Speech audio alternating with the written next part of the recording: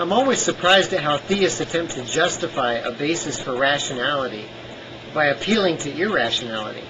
The basis for irrationality is what I'll call an evidentalist epistemology, or just evidential epistemology. Craig, aka antipelagian, asks, how can I know what I know? That's indeed why testing our ideas against reality by gathering relevant observational evidence is important. This is what epistemology is all about. We know that evidence gathering is important for the purpose of testing our ideas, precisely because we know for a fact that human beings come up with all kinds of ideas all the time that they're just wrong. Ideas about the world that they've made up based on subjective feelings. And we all know that these fail. There are cases all the time. We know that these fail when we test them against relevant empirical evidence. In other words, we have to study and be careful with our thinking. Our thinking isn't infallible, it's fallible, and we know this. If things don't work exactly right, we have to be careful and take care. Math, doing math right, it takes hard work. Doing science right, it takes hard work. But it isn't just math or science. It's all kinds of activities that we're engaged in, whether it's at work, doing accounting, doing computer programming, or making a hamburger. People screw things up making hamburgers. And in fact, that's why, for example, restaurants have oversight. And I don't just mean by government oversight, where we send inspectors in to check it and make sure people are doing things right and keeping bacteria levels down, keeping the place clean and sanitary. But companies have internal inspectors that actually do a much better job, simply because government agencies don't have enough people to do it. So companies have their own inspectors. But the whole idea here is that when we interact with the world and do things, we have to take care. It takes hard work. We have to work at it to get things right. So this isn't just something that somehow comes out of the blue. It's some kind of a supernatural force that comes in and says, oh, boom, you think properly. It doesn't work that way. So since we know for a fact that people make things up and do things wrong and get things wrong, we know that we have to develop and use procedures in order to evaluate our ideas. Here's what we also know. We know that it's possible to develop and use these procedures that we establish. It's possible to use them to come up with ways and things that work, ideas that work, the way our physical activities. We know that we can, because we've done the testing, we've come up with ways that work, and that's what we do. This all takes work. And so we know that because they work and produce good results, that's the key. That's what the testing is all about. This allows us to evaluate and judge and distinguish between bad ideas and good ideas. The point that makes this relevant to what Craig was talking about in his theistic argument is the fact that believing in God, or having a belief in God, that somehow you have to take God into account, that's completely irrelevant to everything that I just talked about. It's irrelevant to discovering and establishing what I'll call our epistemological procedures that we use to test and evaluate ideas. Craig's claim that belief in God is critical to all of this is just wrong. The fact of the matter is that belief in God is completely and totally irrelevant to what we're talking about. Craig says, quote, I want to see someone prove to me that reason and rationality exists, unquote. Okay, Craig, here's a trivial example of this. Arithmetic. I can count out some pebbles and count out two, let's say just two pebbles. I'll put two pebbles in a spot, and I can count them 1, 2. Okay. Oh, by the way, if it's more complicated, my mind has difficulty. Let's say there's a whole bunch, and just by looking, I can't tell that there's 2. Let's say there's 17. Okay, I would actually have to sit down and carefully count those out. 17. I can't just at a glance go, oh, there's 17 there. It takes work. Again. But okay, I'll just have 2 because this will get to the point I want to make. So I set these 2 pebbles there, and I get 2 more pebbles, and I set them in the same spot with the first 2.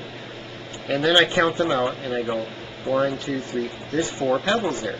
So Okay, look what I just did with this simple example. That example gives me two different concepts of reasoning: counting and addition. This is one aspect of reasoning. Okay, I learned these concepts from empirical interaction with and experience with the real world.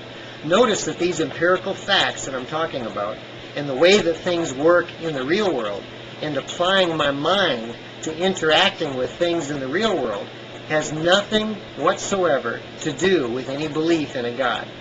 Belief in a God is completely irrelevant to interacting with reality. And it's also irrelevant to my thinking about reality.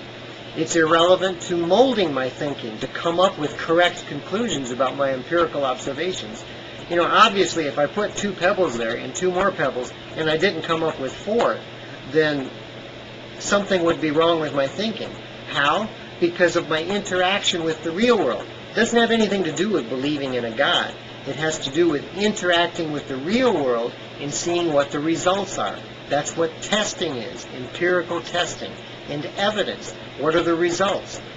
Craig, you also say rhetorically that we can't hold rationality and we can't measure it. That's completely wrong. In fact, that's exactly what we do in various areas of psychological research. You say we can't reduce it to chemical reactions in our brains. And yet, the fact of the matter is that all of the observational evidence we have for how our minds work is precisely that our minds are connected to our physical brains. If there is no brain, there's no mind. That's the trivial example of it. Science is involved with examining our mental processes through psychology, psychiatry, and other areas, but also in particular the science of neurology. By the way, you said that psychiatrists don't study the psychological processes of humans, but that they just listen to what people say. Not only is that just wrong, but you're also ignoring those scientists who also specifically study relevant physiological processes, such as neurologists. You say that what's in your mind and what's in my mind are different. Yeah, that's right. Our minds are different. Our brains are, we're dealing with 2 different brains here. However, we also have a lot of similarities. Okay? Oh, by the way, let me do the differences first. Like, I like chocolate ice cream. A lot of people don't. Maybe your favorite ice cream is strawberry. I don't know. Maybe you also like chocolate. But if you don't, that's a fact showing how our brains are different. Some people are colorblind. There's another difference in how brains operate. We do have different perceptions, but we also have basic similarities. That's because we're both members of the same species, and we both have to interact with the same reality that's around us and try to come up with results, okay? We're dealing with the same reality, and we're trying to come up with good results. Our brains have to have basic similarities to do that. And if they don't, by the way, because some people's brains, there's actually some chemical things that are wrong with them, their brains aren't operating right. And we have people that are literally screwed up and because their brains aren't working right. And so you didn't take that into account either. Finally, you pretend that theists have the corner on the market of rationality. However, every time you open your mouth and use irrational arguments to try to justify your belief, in a God, you prove that this claim is wrong. Right at the time that you made this claim, you used an irrational argument. You said that you don't have to produce any evidence for your claim that, there's this God that exists. You argued, and the way you did this is that you argue that atheists have to prove that your claim is wrong. Hello? No, we don't. You're the one who says that there's this thing out here that you call a God that you say exists. So it's your responsibility to back it up. Produce the evidence. And the fact that you can't produce the evidence, the fact that you would even try to argue in the first place that you don't need to produce any evidence for your claim, that it's somehow our responsibility to disprove, your claim, even though you haven't come up with any evidence, that alone proves the irrationality of your position.